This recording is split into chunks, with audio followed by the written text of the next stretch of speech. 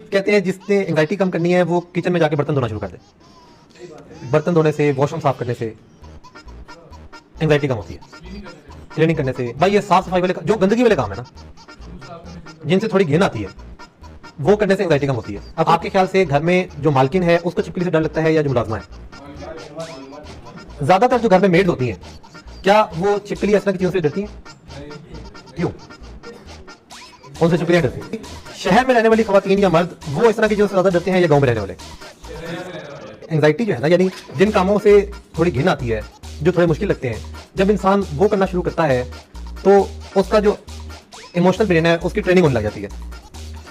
जब ट्रेनिंग होती है, प्रीफ्रंटल कॉर्टेक्स से एक इंसान डील करता है कि यार ये जो प्लेट गंदी है, ये साफ करने से कोई मेरी जान नहीं जाएगी, या वॉशरूम साफ होने से कोई ये चीज नहीं हो जाएगी, या मैं अगर गाड़ी का टायर धो रहा हूँ और उसमें मिट्टी लगी हुई है तो वो मिट्टी मेरी जान नहीं लेके जाती।